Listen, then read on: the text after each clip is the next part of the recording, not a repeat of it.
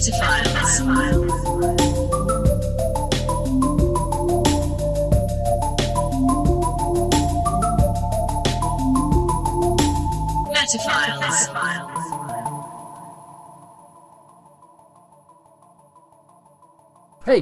welcome back. Metaphiles here. You know, podcast talks to you. You know this podcast. You've seen it. It's like so many times, at least 58 times. Hey, coming at you with number 59 right now. Yeah. So you're about to watch it for the 59th time in a row. Okay? And this is in a row. Right. This is Zach. Hi. Zach's your name? I'm Zach. Hey, hello. I'm Jason. Yes. I'm the other co-host. We're co-hosts. There's two hosts. It's not like a ghost and guest host. It's like co-host. Okay? No, yeah. Equal power. Equal footing. Talks to you.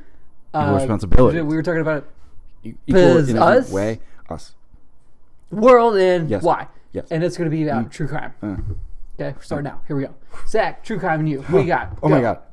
Okay. So, 59 times in a row. That's great. I love true crime personally. Okay. We'll be right back. We'll be right back. Okay. There's no way we could ever keep that up. No. Oh my gosh, I'm a little exhausted. Yeah.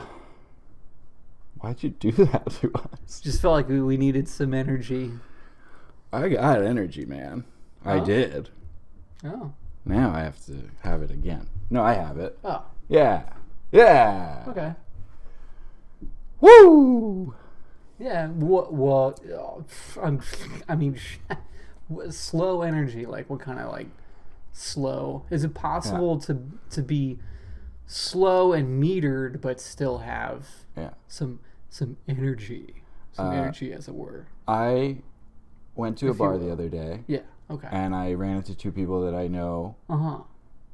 And they told me we got home a couple nights ago. Cool. And we were like, let's put on. It was like late at night. We were like, let's lay down and put on a Metaphiles episode. First one they would ever have seen. I think they said it was Helicopters. They did, because they said it's the one where he's eating the fries, which we all know. And they said we were really into it, but we were like 20 minutes in or so, maybe. And we were like, we're going to have to save this for not right before bed, because it's definitely not high tempo.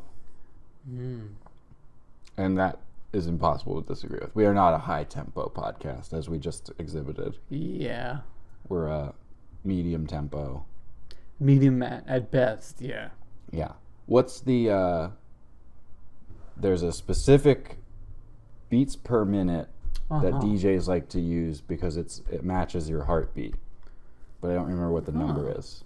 Maybe 80 or 85, something like that. Probably something like that. That's my general tempo when I'm composing electronic music. Somewhere in the 80s to 90s. Yeah. Rarely go over 100. Rarely. Okay. Too much. Yeah, that starts to get pretty fast around there. Yeah. So, whatever it is, we're at heartbeat BPM here on Metaphiles. Okay. And I don't see any reason to not be in people's hearts. Me neither. So let's go ahead and set the tempo. Let's do it. So here's what I'm gonna do. I'm gonna do a click. Yeah. Oh, you're gonna do an oral click. Okay. Easy. And we're gonna check when in post. You're gonna line it up to a metronome. See how close I get. And that's just for me. Yeah. But aside from that, I'll also record it onto the Beats Me. Okay, great. I'm also going to hold my hand to my heart. Hopefully I can feel my heartbeat through my chest. I think that's a good thing if you can do that. I think so. Or maybe I'll do the pulse. And I'm just going to check against that. Yeah. Because I'm feeling like normal pulse here. Okay. I mean, it's always a little elevated when we're doing the show because I'm so fucking psyched. As are all of our listeners. Yeah. So, and if you want to play along, just go ahead and find it.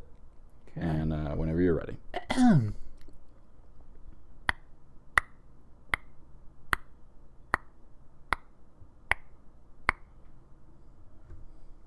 we're going to put that right here. Yeah. And if we ever feel like we're going above or beneath that, we can just hit, that was number one. Number one right here on the big boy. Just hit that and check ourselves. Okay, cool. Yeah. Perf. All right. So, welcome to Heartbeat Tempo Podcasting. The heartbeat of the 2020s coming at you. And we are all hour long talking about true crime, as you said. True crime. That was the truth? Yeah, no bullshit there. No. It wasn't a crime, but it was true. Yes, right. True true podcasting. We're doing a true podcasting episode about true crime. Yes. Yeah. And... Yeah, hey, is there false crime? Sure. The Godfather. What do you mean? That guy didn't really do that. Oh, it's fictional, so it's false. Yeah. Wow. That's why The Godfather is not respected as much as something like My Favorite Murderer, or How You Make a Murderer.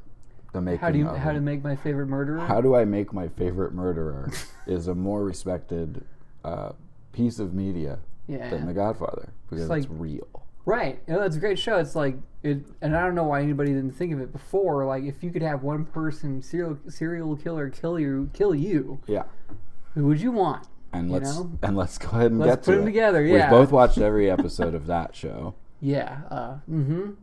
So, how would you make your favorite murderer? Okay, so right off the bat, sexual, yes or no? Like, that's does it want to be like a sexually motivated serial killer, or just like they want to murder me like because they want to have sex with me so bad? Yeah, well, you have like old Jeff Dahmer. Yeah. Bless his heart. Bless he's a his little hunky misguided. heart. Ooh, he. He's generally considered to be kind of a hunk. Yeah, I have gathered as much myself. Yes. He, pretty sexually motivated crimes. Yeah. So. Meanwhile, can I just say? Yeah. I'm out there. Mm-hmm. I didn't kill nobody. Right, but you got a lot of sexual motivation. Yes. But I don't know that I'm considered a hunk. So you're considered an absolute hunk, man. You can't be a host of this podcast if you're not a hunk. That's true. We are hunkophiles as well. Okay, cool. I was just wondering if I needed to start murdering to be looked at as a hunk, but it sounds I don't. So thank you. Yeah. No. Yeah. Okay. I'm just like going down the list of attributes for to make a killer. Name it something like that. Yeah, to make a killer. Yeah, and so I don't want to. I don't want it to be like sexually motivated or anything like that. Yeah, you want the person that kills you to have a fine sexual appetite, unrelated. Unrelated, like that was some good sex. Now I'm gonna go kill Jay. Yeah. Now that I'm sexually satisfied. Yeah. Thanks for that, baby.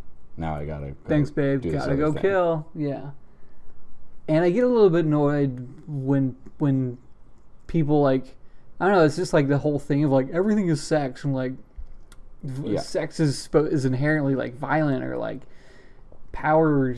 Like, I think it's dumb. I think it's a midwit way of thinking about things, personally. Let's name some non-nitwit, non-sexual things. Midwit. Let's name some midwit. Did you just create that just now? No. Oh, okay. Let's. It's okay.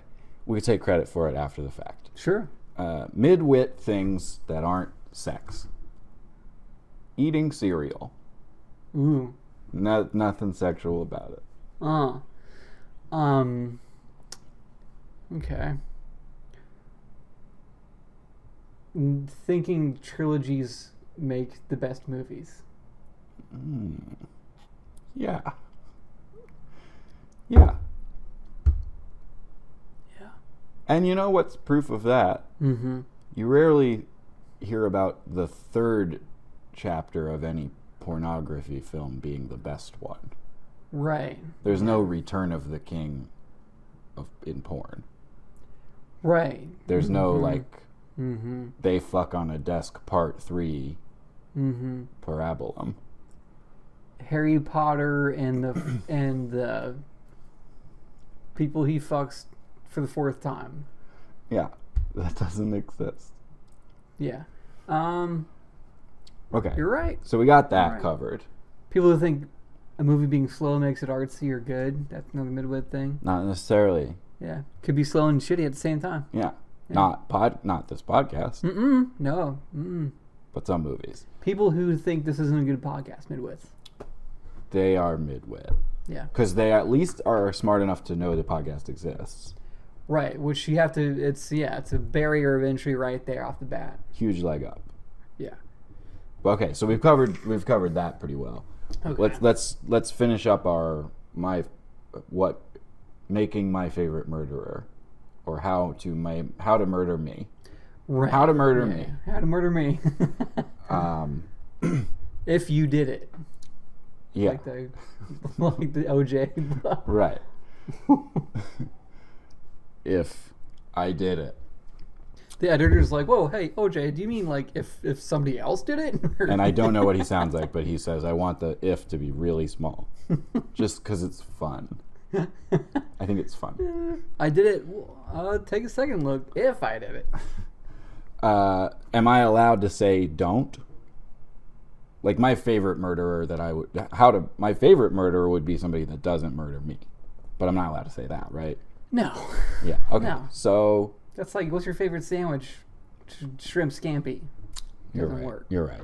So okay, you're right. Using the shrimp scampi. Do you get it now? I do now. Okay. Shrimp analogies work well with me. Okay, do it like right after I finish doing something that I'm very happy that I am done doing it, that I enjoyed doing, but before I have anything else that I think I'm going to enjoy doing coming up. That would be the best time. Okay. And the best way would be to say to my face, you got nothing going on right now, right? I'm going to go ahead and kill you. But then do it fast. Say that. Give me like 5 seconds to think about it. I say my last words. Yeah. Which are like, skateboarding rules. And then just do me fast. Here lies Zach Caffrey. Skateboarding rules on his tombstone. Never tried it, but it rules. Mm-hmm. Yeah, no, I think you went in the correct direction of like crafting a serial killer who's eccentric in such a perfect way as to minimize your own inconvenience and suffering. I don't even want the foreknowledge. I want my serial killer to be the DC snipers. They were technically serial killers, or at least true crime. At least. They were true crime. They were. Yeah. So, that would be, I think the exact definition. Get domed and you're paying for a pack of cigarettes in the 7-Eleven and you get domed. Yeah. You're like waiting for your change back for your pack of smokes. The end. The end. That's it. Never know what it was about. Never even know. You don't even know you're on a shitty podcast 20 years later. Or a good one like this. Yeah. I also meant to say we're already so much further in than I meant for us to be. For anybody that is tuning into this episode because it's going to be #TrueCrime, I want to say I'm going to do a rare tease for segment 2. Ooh. We are going to actually do a true crime podcast in segment 2. Ooh. So stick around. And I will talk about how that relates to true crime and me once we are done here. Okay. With the DC snipers. You want to be in DC, you want to be buying a pack of cigarettes, you don't even smoke anymore. Yep. And they just shoot me from a distance and I don't see it coming at all. There's no way I could, and I'm done. Yeah. But you at least got to see Washington DC. Yep. Oh. Wow. Yes. At the very least. Yeah. So you remember that city in heaven. Yeah. So you don't get off on it, but you do shoot me with a rifle in the head. That's it. Right. And I don't know you're there. So okay. So you don't want to know anything. You want it to be instant, but you would like that for them in the millisecond before lights go out. You want to hear them say, "By the way, I'm not getting off to this in any way." I'm like, huh? I'm done. Yeah. Okay. Yeah, that'd be perfect. This is in no way sexual. Lights out. Yeah.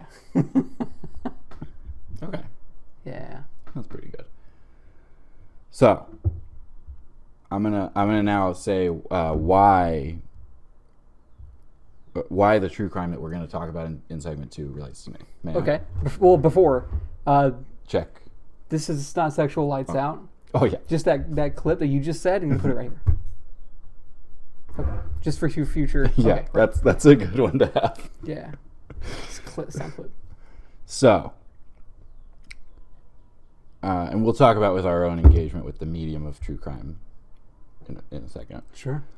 But when I was home from college on some break in the year 2009, I got home to my small town, Glenville, West Virginia. Gilmer County. And on the side of a building on Main Street, big sign, picture of a dude said, "Have you seen Basil? Phone number." Basil. I asked one of my hometown friends, like, what's that about? Guy said, yeah, this dude visited town and came up missing. And that sign is his family looking for him. Ah. We will check back with the story of Basil in segment 2. And we're going to do it fucking for real true crime style. All right. Sounds great to me. It sounds, I mean, I'll put my chips in now. It sounds to me like he got that old Southern Comfort treatment. Yeah, that old movie. Powers Booth and Keith Carradine. I'm not familiar. Great cast. Yeah, okay. Deliverance. How about that? John Voight. Oh, I mean, I know what happened to Ned them in Beatty. that movie. I know one thing that happened. Well, They listen to banjo music. that's true. They do. And so, But no, okay. State it for me, please, in terms plain. What is your theory on Basil's sight unseen? people come into a hick country part of the States, and they're like, I don't know what's going on here. I'm from the city. I'm from the Bronx, or and the local hillbillies are like monsters, or like they just kill anybody that comes in. It's just like so blatantly shits on rural, people as being like automatically like this like backwards. They'll shoot you as soon as you walk into their woods. So you're thinking Basil came in, suspenders on, thumbs hooked under them, disrespected the small town, and received comeuppance. Well, like, I'm just saying, like, it sounds like that kind of thing. It sounds like he was a Yankee, perhaps, visited from out of town, like, maybe that happened IRL. Mm-hmm. Okay, well, you know what? That's a tease. I don't want to eat up any more of segment 1 with it, because I like getting your prediction. Mm-hmm. We will learn. Well, it's just a snapshot. Yeah. Of what's to come. And this is, of course, true crime episode. So just in case any snapshots need to be taken of anything that we think might be a true crime later that can get zoomed in on the documentary. Right. I'll just go ahead and get one of you real quick. In case you get crimed. I want to get crimed.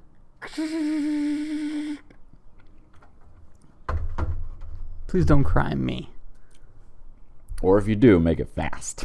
If you do make it fast, don't be excited sexually. Right. Two things I ask. Not too hard. I don't Not that. It's not a lot. Not a big deal.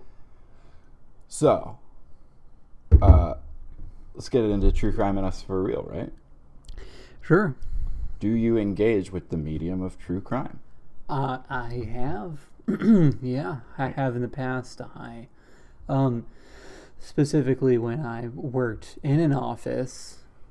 A hotbed of true crime fandom and chat. A hive of, I listened to... Hey, Jones, how was your weekend? You hear about all those murders that happened 20 years ago? Yeah, I listened to that episode. I really liked the part where they rape their dead bodies. That was cool, huh? That was a great episode. Then I had a barbecue. Anyway, back to work. Back to work. Mondays. Hey, at least Mondays are better than getting your head chopped off by a guy with a boner. Maybe. Maybe. I'm not sure. When you were working in that office, you listened to. Yeah, I was like, I just want to do my work, please. Please, I beg you. Last podcast on the left. Heard of it? Yeah. Very well respected, I know. Yeah, I would call it a good podcast.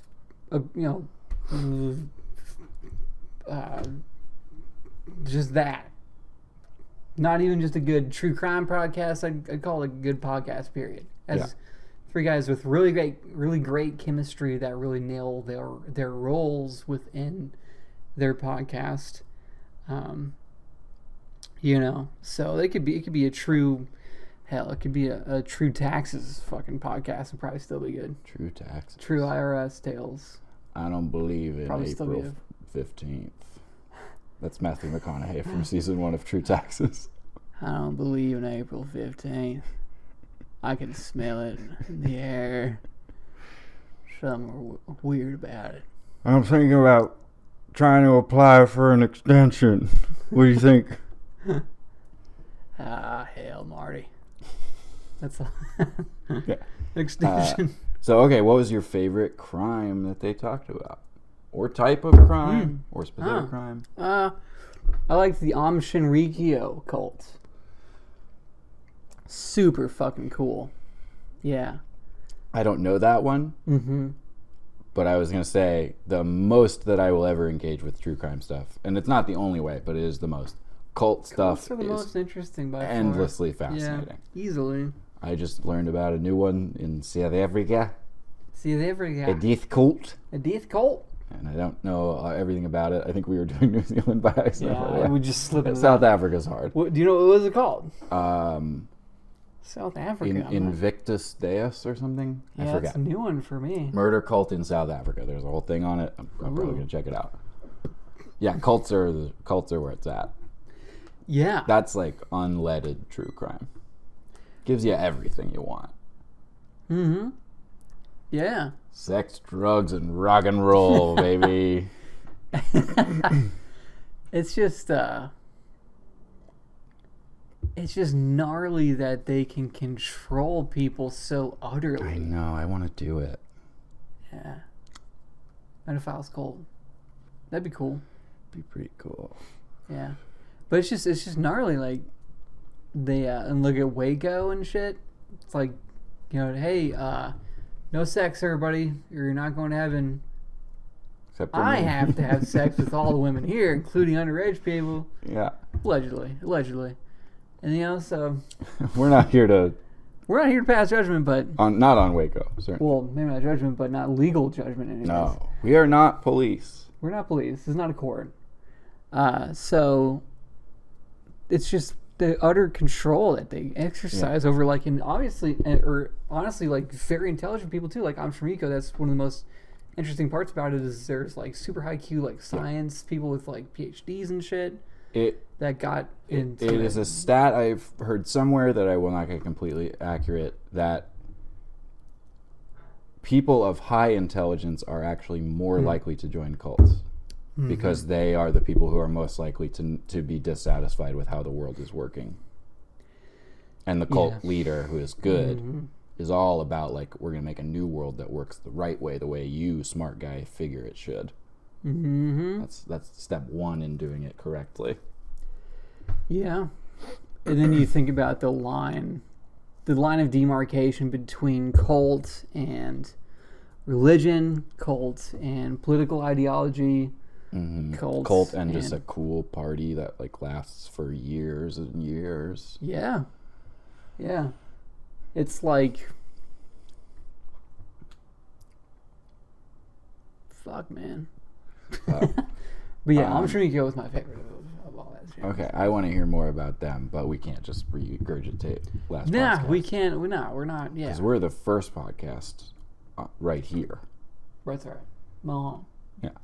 Yeah, go watch that episode of last podcast on the left. After ours. After you're done watching this. Yeah. I, like you, I'll watch cult stuff all day. there's not a ton of just straight somebody got murdered true crime that I have engaged with, but not none. Evil Genius on Netflix was good. You recommended to me the book In Cold Blood by Truman Capote. Oh, yeah. Fantastic read. Yeah. Got us to have like a legitimate conversation about the death penalty, which was interesting.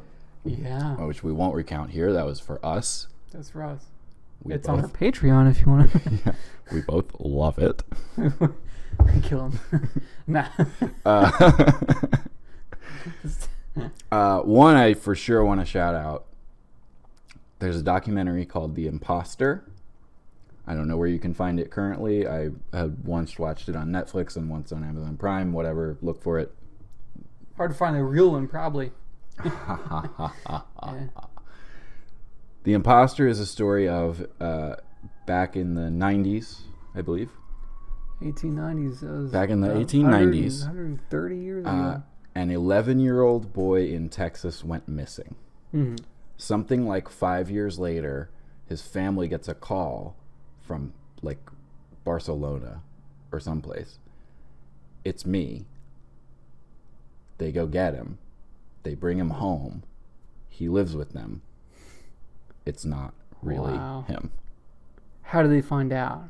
I don't want to give any more than I just said, and all that I just told you is the first 5 minutes of it. Wow. And it's fucking fascinating. It's riveting. It's a look into a mind. The Imposter. I truly can't recommend it highly enough. Probably my favorite true crime thing I've ever witnessed. Really? I was envisioning the scenario of like all the different things. Like, huh? Like, oh, I said breakfast here. Oh, that's your dad's bowl of oatmeal. You hate oatmeal. And right? Also, you weren't Spanish 5 years ago, but now you are Spanish. Yeah. Well, Denada. okay. Wait, do you mean thank you, like in English? Huh. Yeah. Yeah. That sounds super interesting. It's good. Welcome to Play Players. This is part of podcast from podcast potentially. You know what I said. Zach will put subtitles. Yes. On the screen there. For anybody that needs them, I will. But sure. You should not need them, but I will do it. Well, I did do it, but I shouldn't have had to. You shouldn't have, but sometimes you do, because sometimes, like, I can't, okay, so listen, this idea that I have, the term just desserts, like, oh, I hope they get their just desserts. Yeah. So that's the title of the podcast, but I don't know what the actual thing would be. Like, maybe an episode would be... Well, you go. I have an idea, but you do it. Well, I was just going to say, like, talk about somebody who did something wrong, and that's the only requirement. They did anything wrong at all. And you choose what dessert, be it a pastry, be it a other type of concession or whatever else the fucking words are for fucking sweet shit. And what that would represent, like, as their punishment, like, Yeah. Jeffrey Dahmer, I'm thinking, like... He killed a lot of people. Yeah, he killed a lot of people, and he, like, twisted them into weird shapes and stuff, so I would... Sweet pretzel. Ooh, interesting. I was going to say, his, the cake people that make cakes into, like, ridiculous things. Mm-hmm. I think his just dessert would be his last meal before getting fried. It would be deep fried. Oh, one of those cakes that they do on, like, what, the Bake Off fucking shows that were on TLC for like 10 years, and everybody. Yeah, True Cook. True Cook, exactly. It would be a cake, but it'd be in the shape of, like, his victims that he did, like, poses in the victims, pose their dead bodies and stuff. It'd be a cake, and he has to eat it all. And he has to eat the whole thing. Yeah. You have to eat. You have to sit there and eat the whole thing. Yeah. I hope he gets his just desserts. It's full of like arsenic, and he has to eat it or some shit. Oh. Yeah, okay. Yeah, that's right. Okay, so you have to choose the person in the wrongdoing, the specific wrongdoing, and then you have to eat or choose the dessert that they eat and their method of execution as well. But you said it could be even for the most minor of infractions.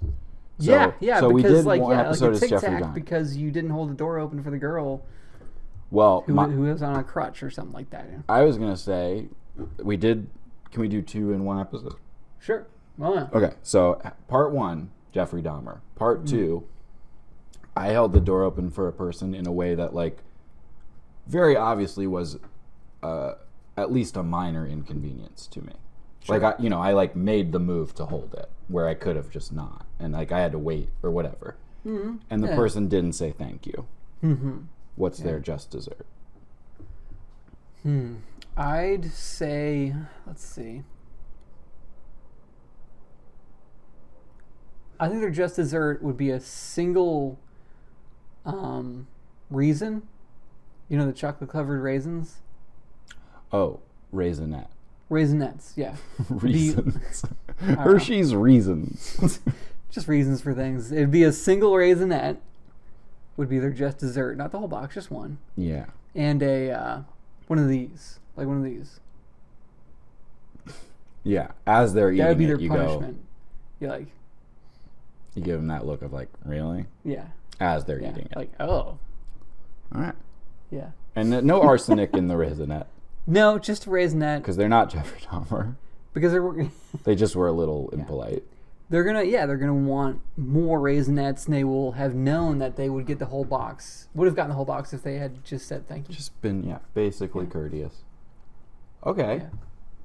I like it. Sure. I kind of want to do one more episode, which means 2 more things. Sure. Okay. A guy in Florida wakes up and there's an alligator in his yard. Okay. He doesn't want an alligator in his yard, so he shoots it with a rifle through the brain, kills it dead. What's his just dessert? He has to eat a gummy alligator that has been left in the sun for 1 week, so it's really, really stale and not satisfying at all. Oh. So he has to think about, this was a beautiful creature, this gummy alligator, and now it's been ruined. Okay.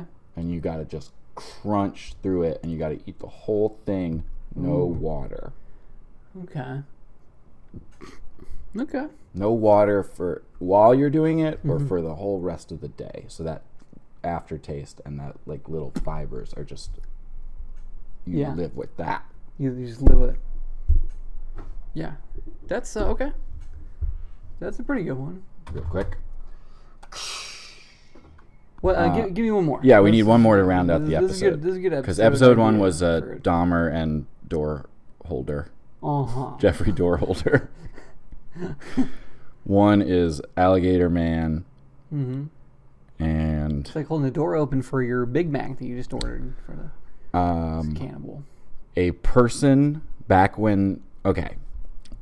There used to be these things that were called VHS tapes. And a whole movie was on it. The whole thing. Let's see a whole movie from a VHS tape. And...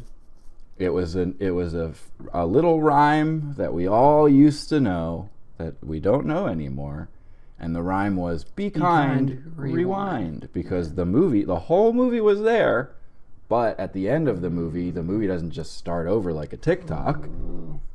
You have to rewind the TikTok. And some people would bring the movie back to the movie rental store. And they didn't rewind it, and now the person who gets it next is like, there's no movie on here. I click play, movie's over. I didn't get to even see Jack Nicholson. So the just desserts of one who was not kind and did not rewind. Okay.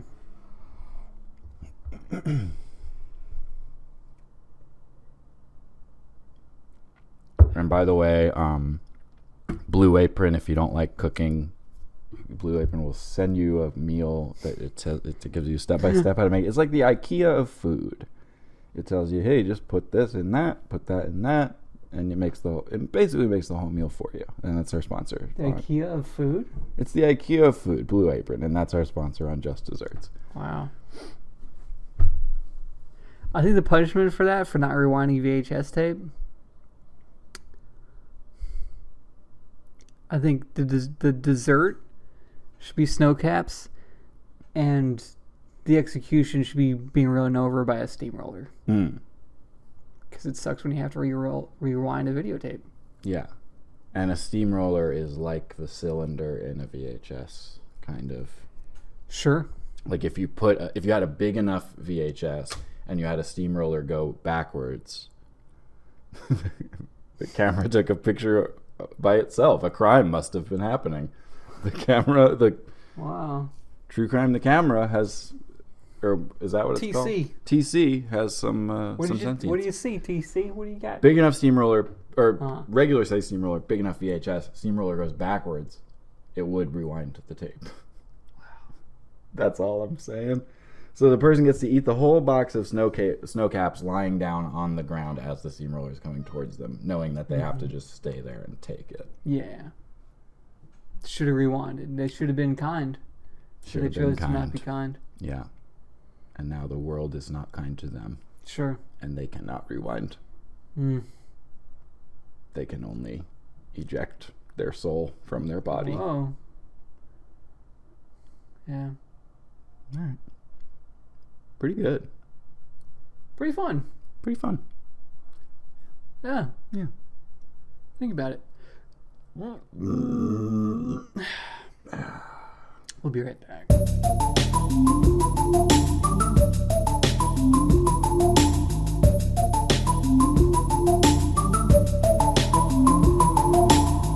Hey! Oh, I'm sorry. Hey. Hi. Came on a little loud there. Welcome to segment 2. Hey. Hi. Of the Metaphiles. Crime that is true, and our planet, our world. What? I thought you were going to say, and you. No! Ooh, that'd be... You trying to get murdered? No. That's what I thought. I mean, I certainly wouldn't tell somebody exactly how to do it if I did. Oh. And everything I said that it was how I wanted to do it, that's not really how I want to do it. You got to keep guessing. You keep watching me and looking for clues of how it really should happen. And watch me for many, many, many years. And maybe it'll take 60 years or more before you know how it really should happen. So just keep planning it out. Can we do segment 2 now? Or? I'm ready. Hey, let's have the sound of you getting murdered on number 3 here. Okay. Just give me a good soundbite of that.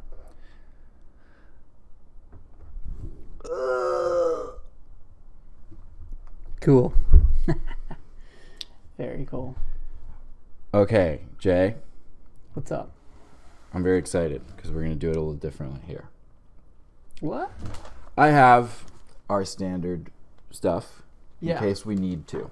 Because I'm not sure exactly how long this is going to take. Uh-huh. But before we get to any of that, we are going to be a true crime podcast in this segment. Let's do it. We are going to... A true crime. We're going to do true crime. True crime podcast. I have here a script for you. Ooh. And a script for me. And we are going to do a true crime podcast. And all of the stuff that you're meant to read is highlighted in blue. Brief disclaimer before we begin. This is true. I did not write or make any of this stuff up. What the people say in it might not be true, but I didn't invent anything. It's all in the public fucking record. It's all there. This is about a real thing. Mm-hmm. And we're not trying to be disrespectful of that in any way, but we are a comedy podcast, so we're going to be making jokes about it, kind of. Yeah, I shouldn't have died. Should have thought about that. And I will also say that, viewer discretion is mildly advised. There's nothing gruesome to be had here, but... Use some casual discretion. Yeah. Some discretion in passing, some mild discretion. Kaz viewer discretion. everybody just like Casview Discresh for this app. Casview Scresh this app. THX. Casview Scresh this app. Casview Discresh this app. Gotcha. So, we enter the podcast.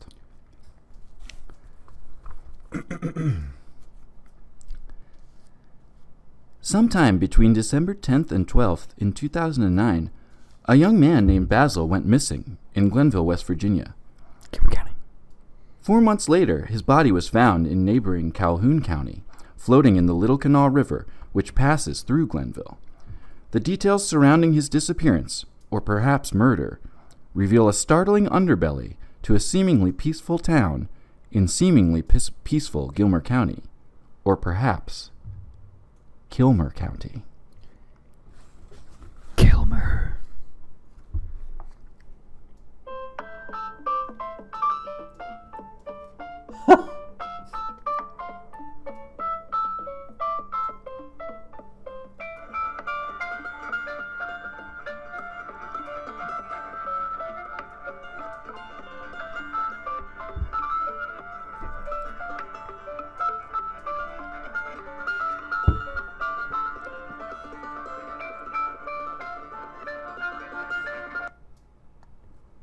That's really good. That's like better than... Okay, sorry. No, thank you. Calhoun County Herald. Updated. Basil H's body discovered along Little Kanawha River. April 18th, 2010. The body of missing Charleston man Basil H., 29, was allegedly discovered today on the bank of the Little Kanawha River. Sheriff Mickey M. says the remains were discovered by two fishermen at about 3 p.m. Sheriff told WSAZ-TV the body was well preserved, and while there is no positive identification from the medical examiner's office, the body matches the description of the missing Charleston man. H had been working in Glenville in December 2009 when he went missing after he was either asked to leave or walked out of a bar late at night. No one saw him after he left the bar, after which an extensive search was launched in the area. Sources said the body was found along Route 5 west towards Grantsville near the Tanner Road intersection. Sheriff M. further said he does not believe foul play was involved with his death. Forensic experts were on the scene late afternoon, and the body is being sent to the state medical examiner. Police had used cadaver dogs, a sonar equipment boat, a chopper, and foot searchers in an effort to find the man. That was the obituary of Basil, posted on the Calhoun County Herald website on April 18th, 2010. A second obituary was posted on the website of the Charleston Gazette, Basil's hometown paper, in their Cops and Courts section on April 21st. Charleston Gazette, Cops and Corpse, April 21st, 2010. State police have confirmed the identity of the man found dead in the Little Kanawha River earlier this week as a missing man from Charleston. Sergeant Michael B., spokesman for the state police, said Wednesday that the state medical examiner confirmed the body found by fishermen angling in the river in Gilmer County Sunday was Basil H., 29, of Charleston. H. had been missing for nearly 4 months when his body was recovered. He was in Glenville on business when he went missing in December. H. was last seen leaving Trezan's Bar and Grill through a back door. Troopers are still working to determine whether his death was the result of foul play. The first obituary claims Basil may have left of his own free will and that no foul play was suspected by local police, but the second, just 3 days later, says he was without question escorted out a back door and that state police were still uncertain of foul play. We decided to continue searching and discovered several articles about Basil in a series of WordPress blogs written by anonymous members of the Glenville community entitled Revenge of the Ghost Wolf, Cow Patty Press, and Crooked County Crooks, amongst others. Their tagline? The dark woods of Crooked County holds secrets. Their mission statement. The group known as the Secret Seven Coalition includes the many editors and reporters of the truth blogs of Central West Virginia who have long been dedicated to bringing the real truth forward. That truth is sometimes ugly and includes bad news about a corrupt judicial system and the evil that haunts the woods of central West Virginia and the courts of the small surrounding counties. Below, we hear the beginnings of Ghost Wolf's theory. We know that Basil H. was murdered, and his body conveniently found near the home of former Sheriff M 4 months later. December 10th, 2009 was the last full day Basil was on this earth. He was killed about 1 hour and 15 minutes into December the 11th. The truth of the matter is the leaders of the community knew exactly how Basil died, and only the FBI from Washington, D.C. will be able to bring us justice, for the local law enforcement in Gilmer County is completely and totally corrupt, and that is something that most everybody knows for miles around. So what did happen on December 10th? Facts of the case, now over a decade old, are difficult to find. But here is what we were able to piece together of the quote-unquote official story. According to officials, Pam S., Basil's boss and family friend, sent Basil from the Charleston office of her company Southern Building Systems to help on a project in Glenville on Thursday, December 10th. After the 3-hour drive, Basil and another coworker went to dinner and then to Trezen's restaurant bar and grill for a drink. As a coworker chatted at the bar, Basil mingled in the crowd until he left at a little after midnight on December 11th to return to his hotel. The next day, he was also reported to have been spotted buying cigarettes on the hill near the college. A man told investigators that he saw a man matching Basil's description on Saturday, December 12th in the morning between 9 and 9:30 a.m. The man said the person he saw was standing in the median on Route 33 and appeared to be disoriented. He would not be seen again. A large sign was hung on Glenville's Main Street with a phone number asking, "Have you seen Basil?" 4 months later, these snapshots of a work vacationing party animal make Basil's body being found in the river seem like a pretty clear case of a terrible drunken accident. However, Ghost Wolf's investigation did not stop there. Here is an eyewitness account from a Glenville State College student that was there and conversed with Basil, knew who all the people were that were there, and the Popo never once talked to her or interviewed her, but she shared this information with the Central West Virginia Secret 7 Coalition. I met Basil for the first time on the night he went missing. He was obviously intoxicated, but was a calm, peaceful man. He did start hitting on some of us girls at the bar, but was not pushy or out of line at all. I talked to him for a while and thought he was a very nice guy. I have a sketchy memory of the night, seeing as how I was too intoxicated. However, I do remember him being asked to leave the bar by the bouncer. He was standing toward the back of the bar and was asked to leave through the back door. I just assumed that it was because of where he was when the incident happened. But now that I think of it, I have never seen anyone asked to leave through the back. I pray that he is found and well. Prayers are with he and his family until some answers are found. In regards to the cigarette sighting, a lifelong friend of Basil's told Ghost Wolf and Associates he didn't believe it was possible. I have to discount your theory. I known Basil for years and partied with him all over the country while working at music concerts. Basil never smoked cigs ever. So the fact that he would be out getting cigs or bumming cigs can be thrown out the window. Basil also dated a girl for several years that smoked, and he never once smoked, and actually he would always ride her ass about smoking. And the fact you think Basil just wandered around and found some people to party with and did something and OD'd would probably be at the complete bottom of my list. Like I said before, I partied with Basil in our younger days, and he, for one, could handle his own, drunk or not, and two, Basil would never get so fucked up on a work night that he wasn't able to go to work in the morning. This goes far back as I can remember working outdoor festivals and such, so I think now You're starting to get off the point, and you're starting to fall in the trap the bastards responsible for his disappearance want. The too fucked up theory? I don't believe that for a second.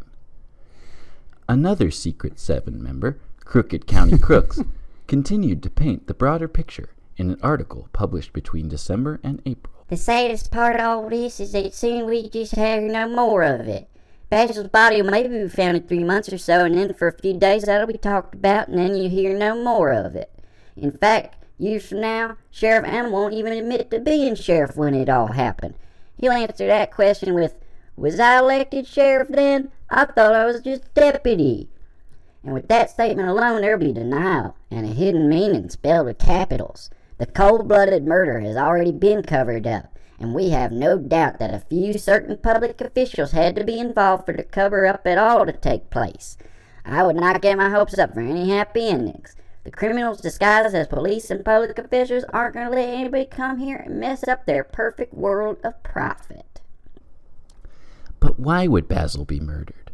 A theory from another Secret Seven member, Freebird. What happened to Basil was a mortal sin, and someone should have to pay for taking his life. We know there is a murderer among us, and nothing is ever going to be done to apprehend the criminal. Is this due to connections?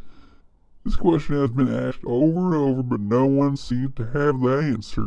What we have here are hand-picked thugs and a failure to communicate. Local law enforcement are paid well to keep the peace of those in control of their paychecks, which in this county is all controlled by Ike M. of Waco O. Ghost Wolf and another of their anonymous sources sheds more details on the moment of Basil's exit from Trezans. The TV stations are already reporting Basil H. went out the back of the Trezans bar for an unknown reason, which we all know is a complete lie. Basil H. was ordered out the back door at Trezans by Jeremy D., the bouncer that night and the son of the former police chief of Glenville. Jeremy D. was never questioned, and Chief D. passed away not long after Basil disappeared from the back of Trezans. My sources say Basil went out the back, was knocked out cold within 60 seconds, and was tossed in the river, where he remained until conveniently discovered in the back of the house of Sheriff Mickey M. Police used cadaver dogs, sonar equipment boat to look for the man in or near the Little Canal River. Funny how they already knew where to look for dude. Would the local law enforcement of Glenville really do something like this? According to Freebird, The people of Gilbert County have no say in what goes on in the county, and no one in charge cares what they say, because Glenville survives by being a totalitarian ruled society, governed not by law but by the local power elite. The offices charged with responsibility to protect and serve turnkey operations once the power to rule is given in Gilbert County, and the county commission is so impressed that they are given inside and personal information from these hacks that they back them up at every turn and increase their salary as well. There's no reason for them to be concerned when they know the county prosecutor will back them up no matter what they do. No reason to be concerned when they have the local voters convinced they control the vote, so why bother? There's no reason for these people to be in power. Their situation's a bad one when the state police has to step up and serve process on one of our very own deputies in Gilbert County. Mr. Mickey M. has proved to be a worthless piece of shit sheriff. Hey Mickey, you're not so fine. the various bloggers of the Secret Seven have continued to repost their articles with the facts as they've compiled them, appearing in various order, reposting on each year on the anniversary of his disappearance.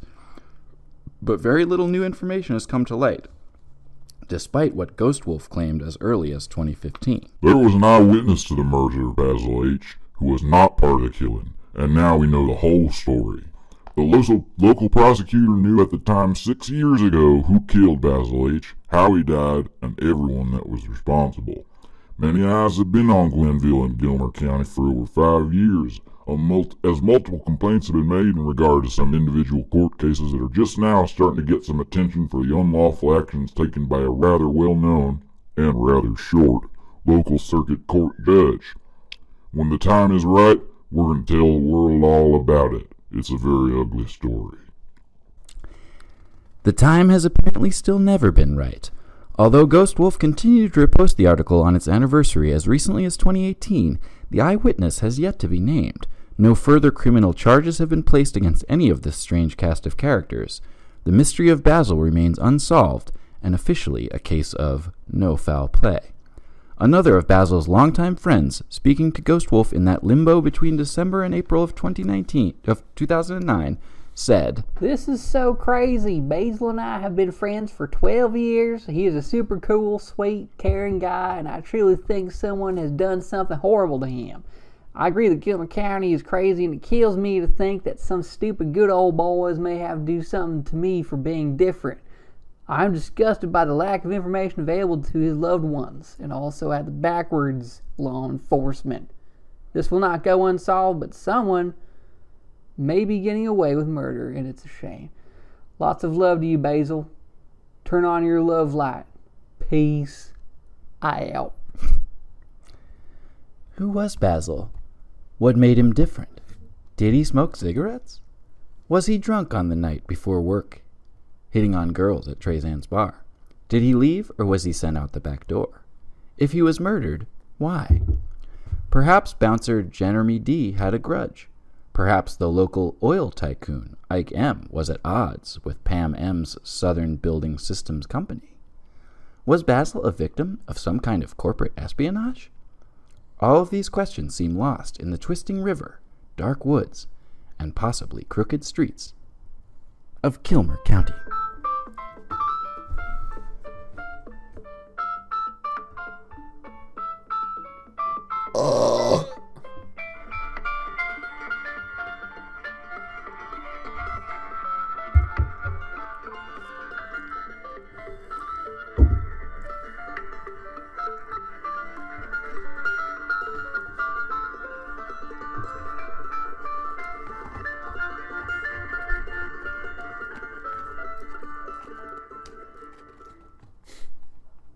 Kilmer.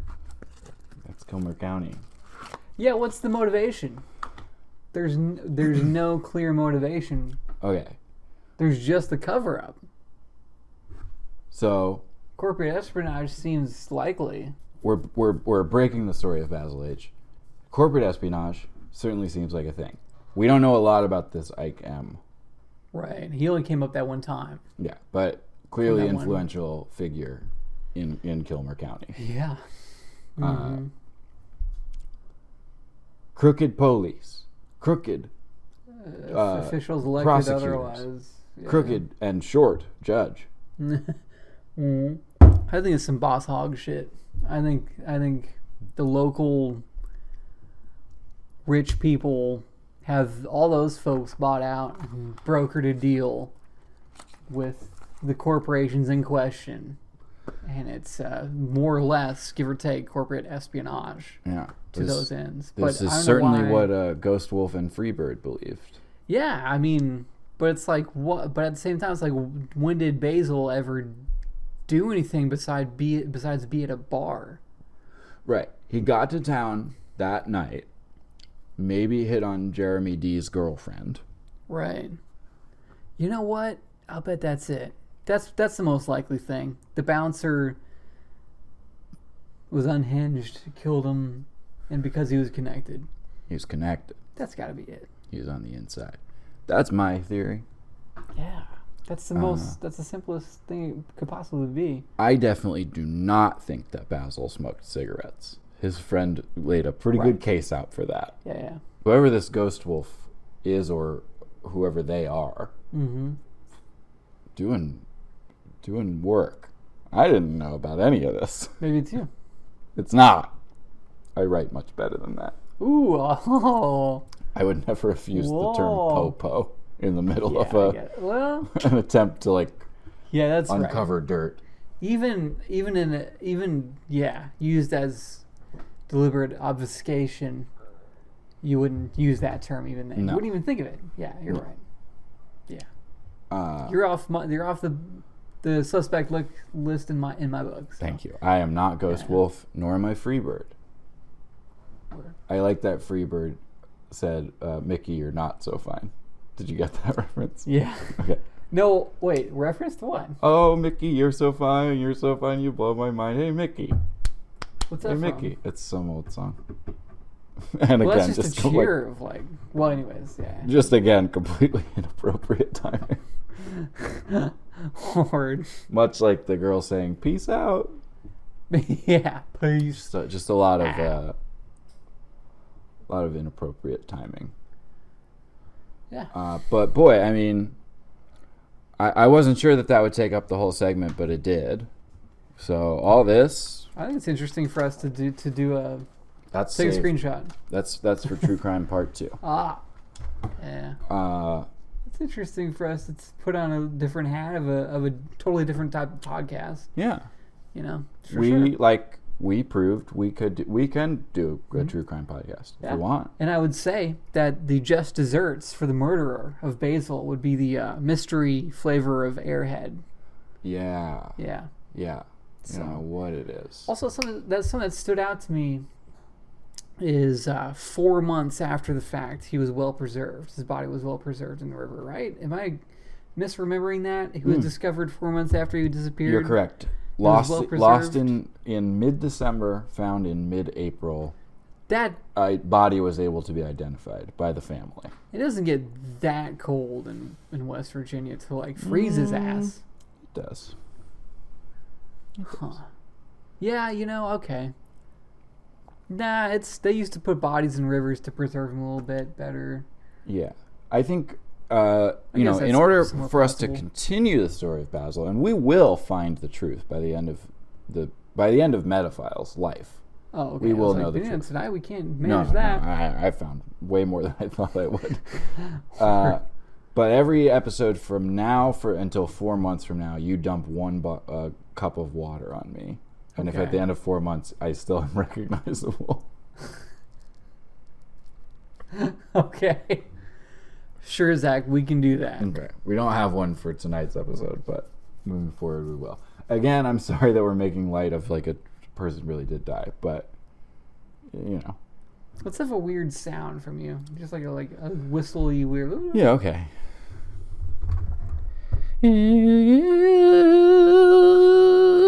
Cool. All right, so here's a beat. Yeah. True beat. This is in no way sexual. Lights out.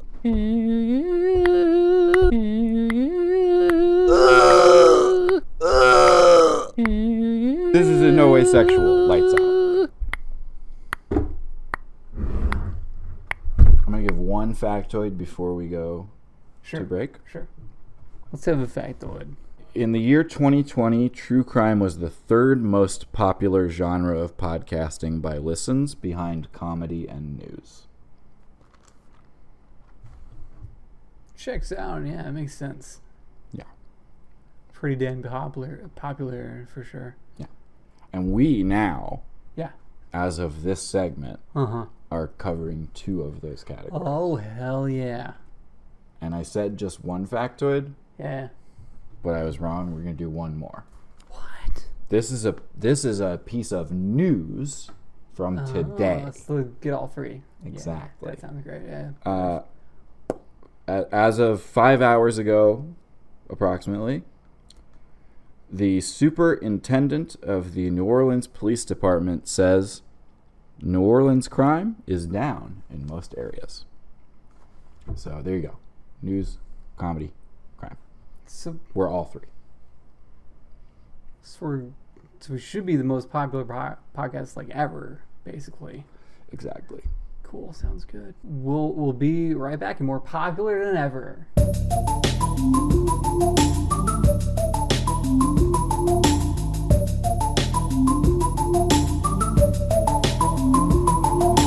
Welcome back to the Yucks. Segment 3. Why true crime? Why? Why? When you said that, should I have put your voice through the little pitch shifter that I did for some of those characters? Yeah. Not characters, real people. Real people. Yeah, why true crime? It has. Is it inherently morbid? a morbid curiosity? Certainly, it's a safe viewing of extreme circumstances. Yeah, and because there's no true crime podcasts that have episodes about true crime, like in the white collar world. Of like they embellished this much money, Right. Like, wow, can you believe that? Well, see you next time on Enron. I mean, I did once see a movie where Robert De Niro played Bernie Madoff. I actually don't know it. I've never turned on a true crime thing and it said, "This week, how Jay, co-host of the Metafiles, got murdered." I never have heard that. And if I do, I mean, I'm going to pause. Yeah. Right. Yeah, it's awful shit that happened to somebody else. That's true crime. Awful shit that happened to somebody else that you didn't know and nobody you know knew. It's like if you had a tiger, but you just filed out its claws and muzzled it. Yeah, and you didn't consider yourself the king of tigers. Like some people might. You're just like, it's a tiger, it's harmless now, so you can like touch it. Yeah. You know? That's the thing with true crime, that right at the beginning of pandemic, everybody watched Tiger King. It was like the universal binding. Did you? I didn't. I didn't because I heard that you saw depictions of cruelty to animals on screen, and I don't want to see that. No, of course not. I just didn't watch it either. Didn't see it. Don't know about it. Let's try and guess what Tiger King is. This guy had a lot of tigers. Then somebody got killed, but not by a tiger, by his like sister. And he's the Tiger King. He's like, my sister didn't kill anybody. Look at all his tigers. But really, she really did. Right? I think that's what Tiger King's about. Wow. Based on context clues. Pretty sure.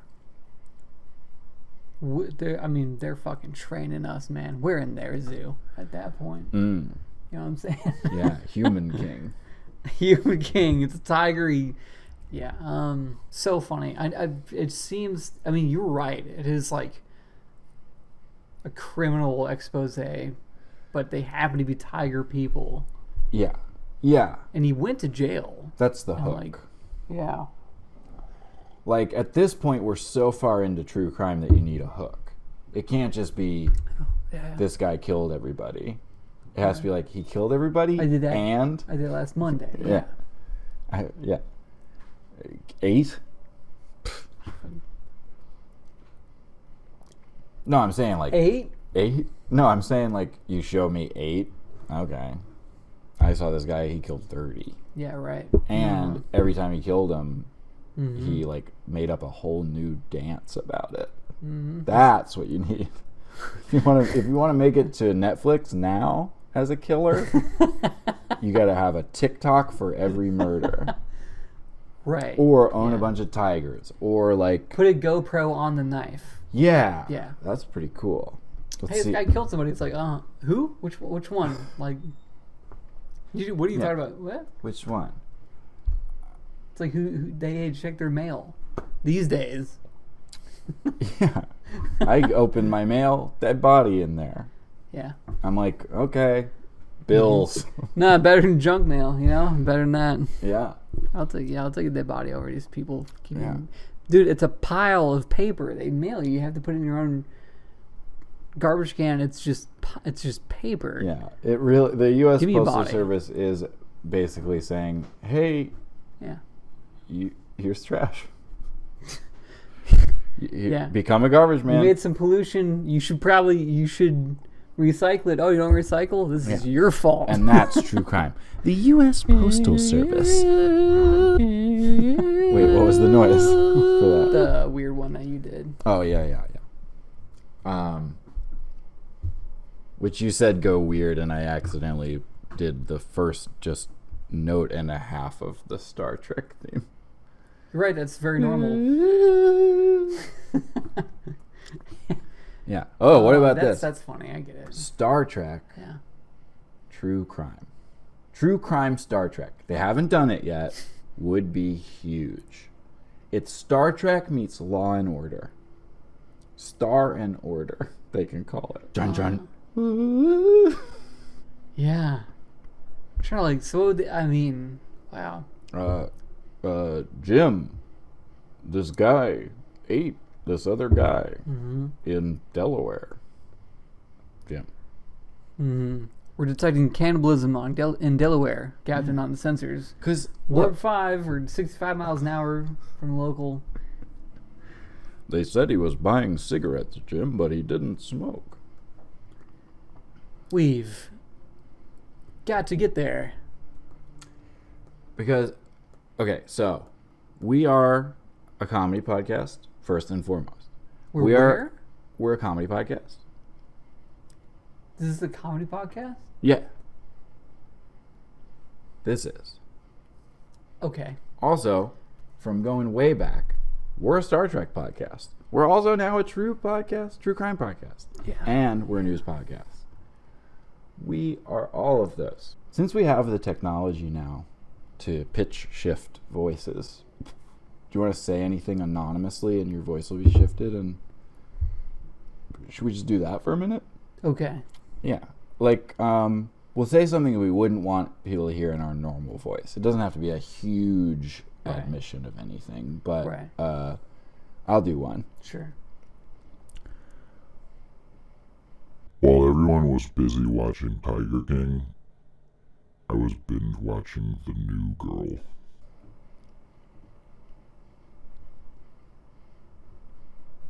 I was. I don't feel good about it to this day. Not really funny. Didn't really like it. Watched the whole thing. Yeah.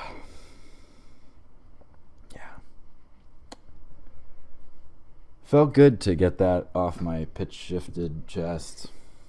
But I can't believe that I share a podcast with somebody that's capable of that. I know. I should have been watching Tiger King. I should have. I liked the one guy with the kind of gravelly voice, and I was like, I'll keep watching the whole thing for that guy. Mm-hmm. Jake Johansson, I think is his name. Mm-hmm. But that doesn't excuse what I did. I got mine. Okay. I haven't used shampoo for about 11 years, 12 years. I just don't use it. I wouldn't want people to hear that. I wouldn't want to be seen agreeing with it, Uh-huh. whether I do or not. Right. Yeah. Shift can't be pitched far enough for me. Right. Why true crime, huh? I mean, I think you had a pretty good beat on it when we in the top of the segment was like, you know, it's something that's shitty that's not happening to you, so it's morbid. right, You can just like listen to it. You want to know every detail, right. and you just, you know, your bored fucking brain can just be stimulated by Yeah. you know, But something dangerous that is safe. To, let's go a little further than that. So, okay, if I'm watching somebody, be it a character in a movie or a show or even in real life or something, somebody that is just, and I almost want to pitch shift this, like that their whole being is just that they're like pathetic and sad. that's their whole being. Yeah. That makes me very uncomfortable, and I feel bad for them, and I don't like it, and I want to turn away from it. It puts something in me that I don't like. Sure. But if I watch a 6-part documentary about somebody's who their head just keeps getting chopped off. Just doesn't stop happening. Okay. It's off. It's back on. It's back off. It's back on. They're just like, again, do we have to today? For 6 episodes, hour long. Yeah. 40 minutes. That's actually such a funny show. That's the only thing. It's like a normal show. You can do whatever. Yeah. But at some point, his head gets chopped off. Yeah. Yeah, he's just working in the office. But once per episode, you know. Yeah. Shing. But no, so like, okay. Do you know what I mean by that? Like, it's weird to express, but it's hard to watch people being in a bad situation. It's hard. It doesn't feel good. But somehow, if it's a murder that you're hearing about after the fact, there's it's the car crash, like rubberneck. You drive past a car crash you want to see. But then if you really see it, like, okay, I watched the Bud Dwyer video once. You know what I'm talking about? Yeah. For anybody that's not familiar, and I do not recommend watching this, was a guy named Bud Dwyer. He got into trouble for something. I don't even really know all the details of it. But basically, he wanted to make sure that his family was not blamed for what he had done. So on live TV, he pulled a gun out of a paper bag and shot himself in the head. And I watched... No. Oh. No, I've never been more anti-fact tube than I am in this moment. I watched that, and my body went cold, and it was awful, and it like stays with me to this day. It's the worst. Mortally explicit. Yes. Yeah. So what's the difference between that and true crime, which I will engage with? It's because you don't see it. You hear it told in a like campfire ghost story kind of way. I think it's a cool distinction between actually seeing it, because it does feel different. Well, it's sort of, I don't know, maybe it doesn't feel too different, because maybe the reason why someone would willingly want to watch the Bud Dwyer video knowing what it was, not by accident, probably the same itch that makes people like true crime, but that's like just not, maybe it's not as intense, but it's just like, again, the key word for me is like morbid and mortality. That I see that, or I hear about the Tiger King's sister murdered people. Yeah. And I get to think, well, I'm alive. I'm going to go get some Taco Bell because I'm super alive. And nobody's getting off to that. It's funny because I feel like this is a tough one to like really nail down. It's exciting. That's another part of it. I'm like really, I don't know, I'm like stuck on this. Like I really, like there's got to be, I'm trying to find the handle on what makes it so important. Or It's a strange one. interesting. Yeah. As you're saying it, or as you're thinking about it, don't listen to me, and I'll just talk. Sure. Are you listening? So I think the best way to look at it actually is just like entertainment. Maybe I'm overthinking it, and like really it's just like just further entertainment. Like you have plenty of shows that draw on the same thing to a more or less of an extent. True crime is just like it's a little bit spicier because it actually happened, so it adds a little bit more different kind of a weight to it. But it's still just like a curiosity, like you're going to the fucking fair to see shit, you know, the circus or whatever. Curiosity. That's it. Kind of a more basic flavor of an entertainment, really. Yeah. But True crime is Breaking Bad, except they show you a photo. yeah, Which is more potent than even Bryan Cranston, believe it or not. Let's get to the stuff. let's get to the stuff, sure. And I'm going to once again start with the lesson, if I may, because I think I have one. What do you got? true crime has become so popular that, much like in the office that we were describing, everybody feels very free to just walk around, and I've experienced this out in the world, and just be like, yeah, I saw this true crime thing the other day where this guy ripped everybody's arms off and sewed them onto where their butts were and tried to make chairs out of them. And they'll just talk about that. And, not everybody wants to hear that. So I think the lesson is, if you're really into true crime, check with the people you're talking to if they're also into true crime. Because otherwise, you're just describing horrible shit to people that aren't ready to hear about it. Yeah. So, true crime fans, check in. Yeah. Hey, does everybody consent to true crime discussion here? Yeah. Okay. Do we all want to hear about the arms getting sewed to the butt? This guy, arms, butt, sewed to it. Okay, like, you're right. I agree with that. Yeah. That's the lesson. Something to move forward I with. agree with that. Yeah. The villain of true crime. Fake charity. I'm just going opposites.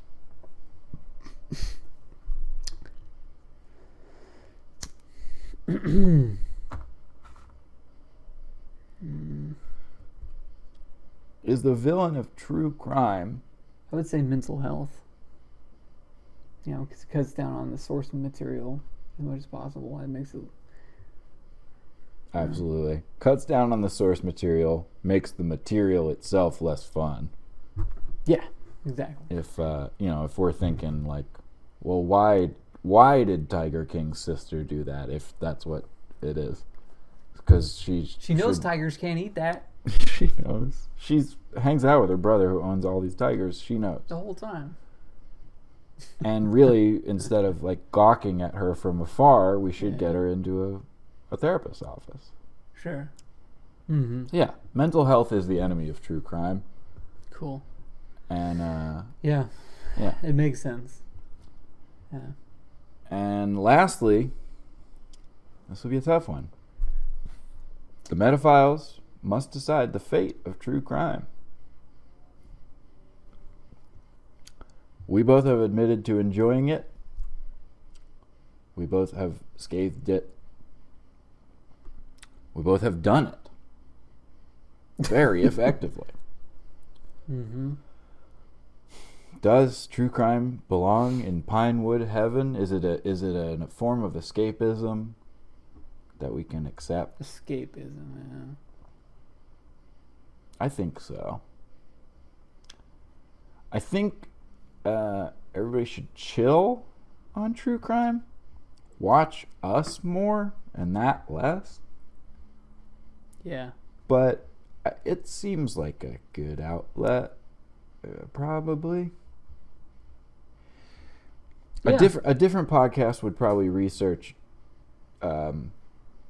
does the ongoing and increasing popularity of true crime lead to more crime? A different podcast would know the answer to that. Yeah. Well, I mean, I would say I'm a humanist. I'm a humanist guy, and I think that we have to be able to trust people to take every informative thing that they can be informed of in, whatever the format, whatever the purpose, or whatever else, because the person, should be able to parse it in a ethical and accurate and responsible way. Yeah. And so I for one, am for, something like true crime, as morbid as it may be, has little actual purpose as it may serve. It's still just informative. So, like, I don't know. Yeah. Everybody should learn everything possible at every second. I guess that's what I'm really saying. Absolutely. And we should be able to trust them to do that and not turn into twisted people. Absolutely. So we're both saying true crime as a genre of media, Pinewood. Yeah. With the caveat, let's also include, like, true gardening, true chemistry, Or like true pharmacy. It should be a genre. Wow. True bird. Sure.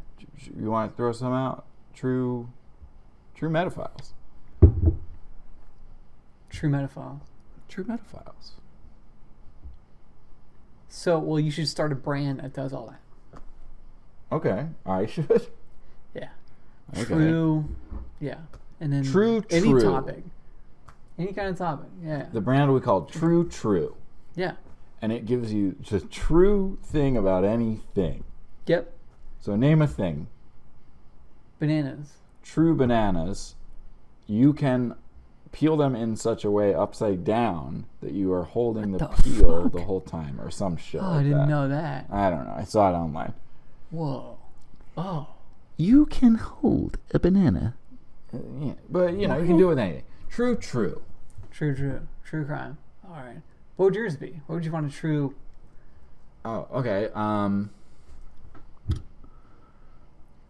Okay. True podcasting. This is it. Yeah. Well, any closing statements? No, I feel pretty good. I didn't get murdered or murder. Do you think true crime is better if it's more graphic? I think it's up to the audience of the true crime to decide that for themselves. Maybe you're into true crime where the arms get pulled off and sewed to the butt. Maybe you want true crime where it's like generally indicated that a guy fell in a river. You figure it out. Organized crime. Oh, yeah. Yeah. Okay. Yeah. I like organized crime more. Okay. So for That makes sense. Yeah. Yeah. So for every piece of true crime media that somebody consumes, watch one episode of Sopranos in between. Okay. Just to get a little production value. Did you have closing statements? There's something about it that is like gross, but you like. Yeah. You know? But it's purely spectacle. You're a spectator, of course. Yeah. That's what makes it like that. Digestible. Yeah. It's gross, but you like it. This is part of the science I say. It's part of the science that I say.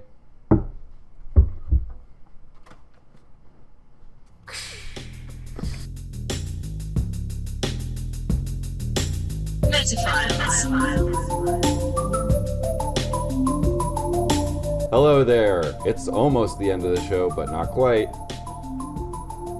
I'm Zach Caffrey, I'm Jason Ford.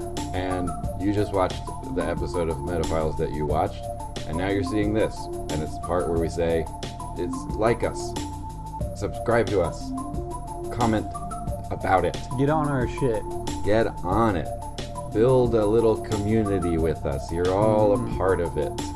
It's a nice little world we have here. It's just a big ball of liking and subscribing and comments.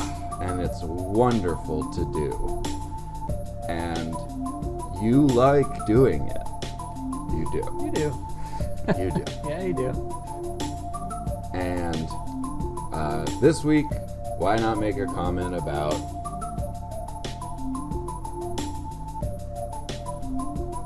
bye. Bye-bye. Metaphiles.